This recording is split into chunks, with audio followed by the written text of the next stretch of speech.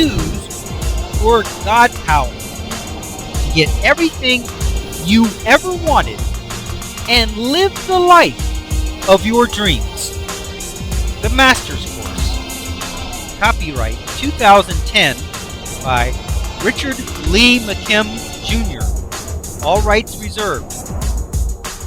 Let the quest for knowing begin.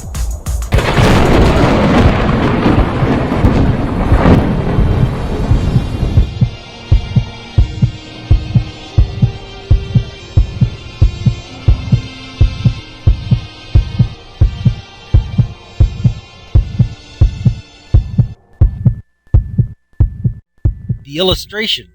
Normal reality. Okay, you have the physical meaning of the person. Then you have the physical meaning of fingertips. What fingertips are all about.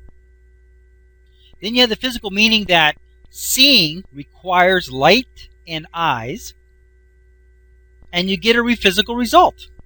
She doesn't see with her fingertips because based on what you know about the person, based on what you know about fingertips, based on the fact that seeing requires light and eyes, the result is going to be that you can't see with your fingertips. Everyone knows that. But now you have God power exercised by her own beliefs. So you start out with the physical meaning of a person. That hasn't changed. But then you add in the God power change of meaning, the thought that she can see with her fingertips. Then you add in the thought meaning, which correlates with that. Seeing does not require light and eyes. And what do you get?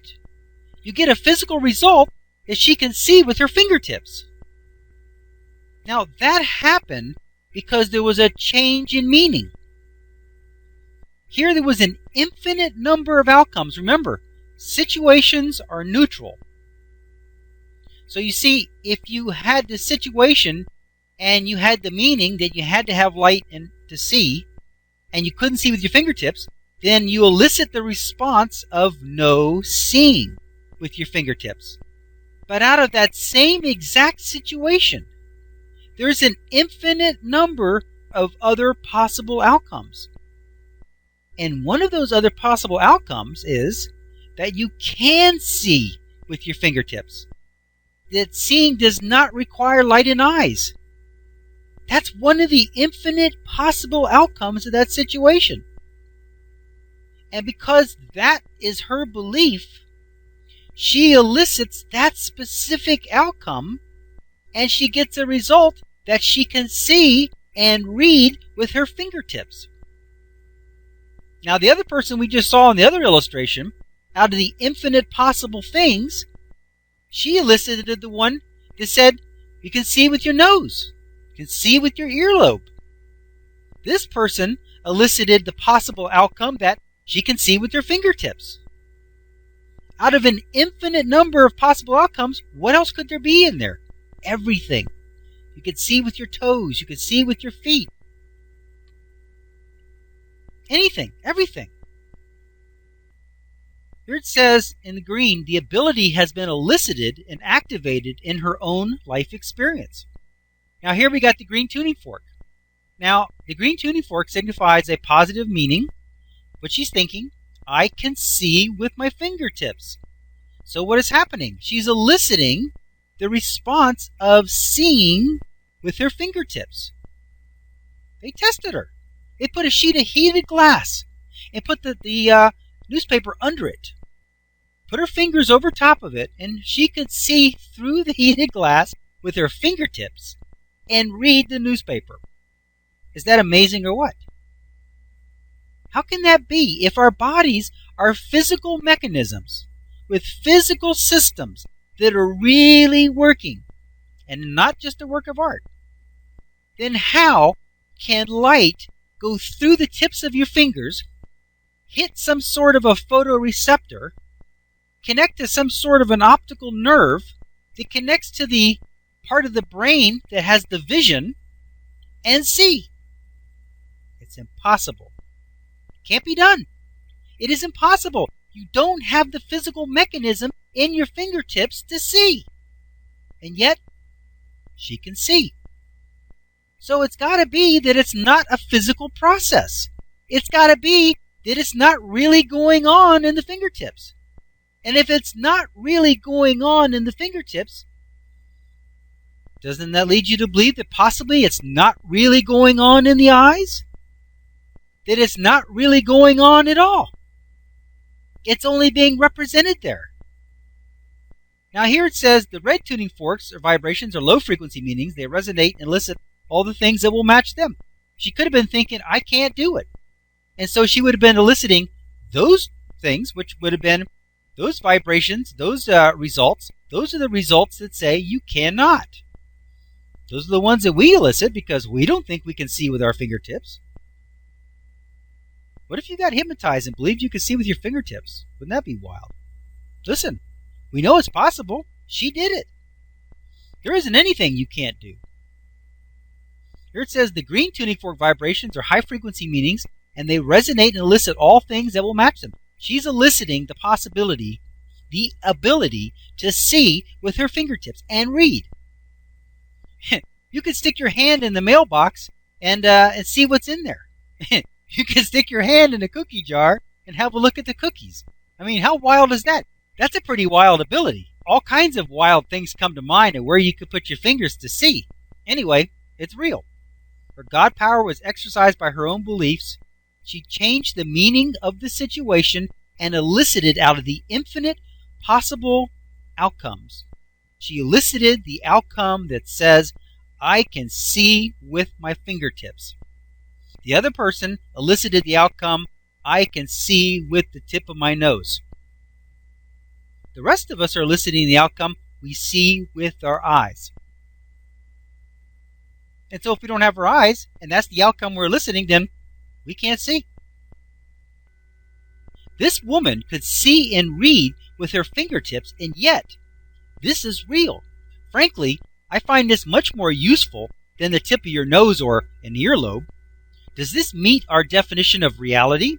Remember that we said, let's call reality that which someone can experience. If someone can experience it, it's reality. Well, she can experience it. It is a reality for the Russian peasant woman.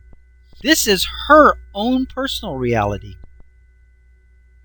This is like our virtual out-of-body experiment above, in that there is a sense that is operating in a different place and doesn't match up with the correct place on the body. At this point, I don't know how we can use the word correct to describe any reality. I think that it would be more appropriate to say that it doesn't match up with the place that we expect it to be based on our own realities. In the virtual experiment, our sense of touch wasn't even on our body. It was far away from where there was any body at all. In this case, at least the sense of vision is still on the body, but just not in the location that we would expect it to be. Isn't it interesting that our senses and the sensations that come from them can be moved around to different places and aren't locked in at any certain place on our body? In fact, they don't even have to be on the body at all. The representation of the vision sensation got moved from the location of the eyes to the fingertips. Seeing with your fingertips could be useful, but I would hate to have my sense of smell get moved to my feet. Later on, we're going to find out about a girl who moved her sense of taste into someone else's mouth, where she could taste what they were eating.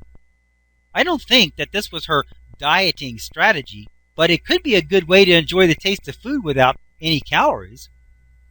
A person seeing with their fingertips is a perfect example that two completely different realities can exist side by side in perfect harmony. One person can put their hand on a newspaper and read it, and another cannot. She has no retina in her fingertips. Her fingers aren't connected to her visual cortex. Where does the light come into her fingertips? Where does the light get converted from a light vibration to a nerve signal? Her fingers have no physical ability to function as eyes, and yet they do. If we were truly physical beings with truly physical systems, this would be impossible. But because we are purely representations, no different than the music player on a computer screen. We can see in any way that we want to and with any body part we choose. On the computer music player, we could have the power button or the volume switch moved to a different place and it would still work just fine. That is because it is only represented there, but it can be represented anywhere that we want.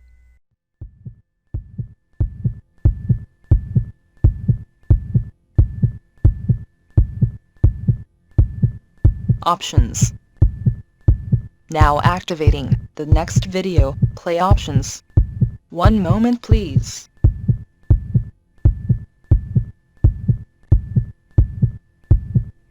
Click on the green arrow to start watching the next video. Or, click on the red arrow to start watching the prior video. Or, click on the tan arrow to go to the main course menu and guide, with links to all course chapters, excerpts, and special reports.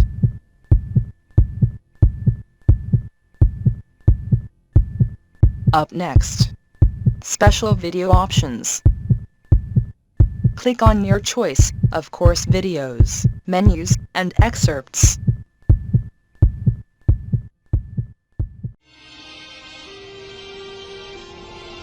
Now switching to the special video options menu and activating the video selection buttons. Click on your selection number to start watching the video.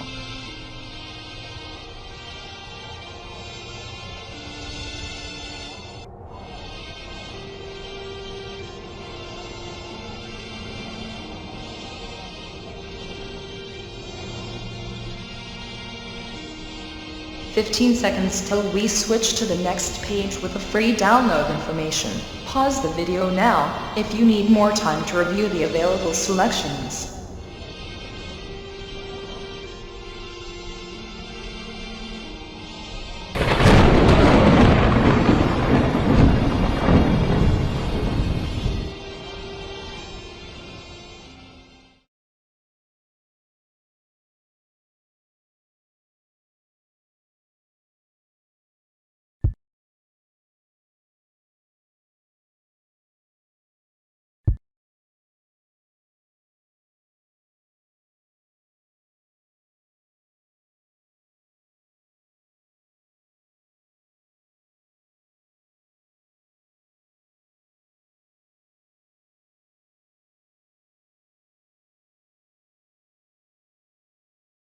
This is the end of this course video.